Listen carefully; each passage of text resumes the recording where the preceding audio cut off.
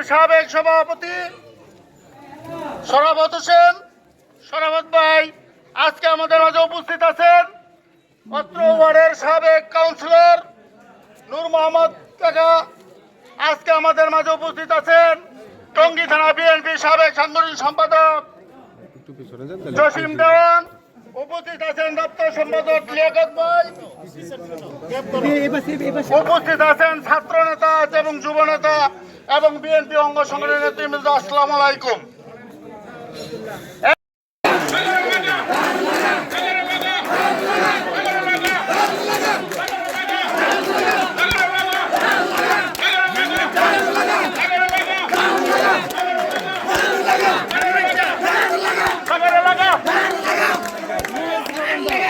আমাদের এই সময়টা অত্যন্ত গুরুত্বপূর্ণ, কারণ আপনারা জানেন আমাদের নেতা জনাব তারেক রহমান বিবিসির সাক্ষাৎকারে বলেছিলেন, ওনাকে যখন সাংবাদিকরা প্রশ্ন করেছিলেন যে এই বিগত দিনে আওয়ামী লীগের ফ্যাসিস্ট আপনাদের উপর অনেক নির্যাতন করেছে জিয়া পরিবারের প্রতি, সে ব্যাপারে আপনার কোনো বক্তব্য আছে কিনা, উনি বলেছেন আমার এগুলো নিয়ে কোনো কথা নেই।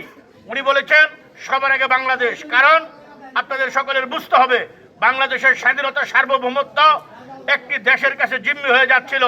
তাই উনি বাংলাদেশ সবার আগে বাংলাদেশ কথা বলার কারণ এটাই, কারণ বাংলাদেশের স্বাধীনতা সার্বভৌমত্ব রক্ষা করার জন্য একমাত্র জিয়া পরিবারই বাংলাদেশের স্বাধীনতা সার্বভৌমত্ব রক্ষার জন্য সকল সময় কাজ করেছেন।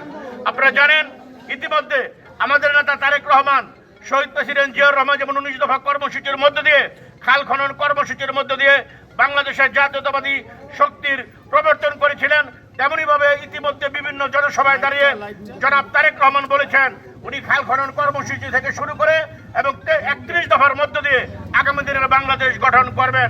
আমি মনে করি এই 12 তারিখের নির্বাচন আমাদের জন্য অত্যন্ত গুরুত্ব বহন করে, কারণ একটি মহল এখনো ষড়যন্ত্র করছে কিভাবে নির্বাচনকে বানচাল করা যায়।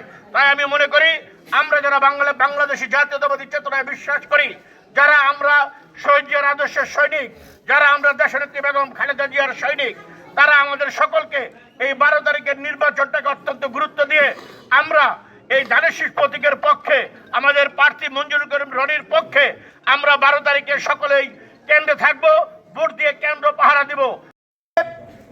যার যার ভোট ধানের শীষে প্রদান করে আমরা যাতে ঘরে ফিরে না যাই, কেন্দ্রে উপস্থিত থেকে ভোট গণনা পর্যন্ত এবং আমাদের বিজয় অর্জন হওয়ার আগ পর্যন্ত আমরা কেন্দ্রে অবস্থান করব। এই জন্য সকলকে আন্তরিক আহ্বান জানিয়ে আজকে 8 তারিখ আর মাত্র 1 দিন 2 দিন নির্বাচনী প্রচারণা আছে। আমরা ঘরে ঘরে গিয়ে মা বোনদেরকে এই ধানের শীষে ভোট দেওয়ার জন্য সকলকে উৎসাহিত করব।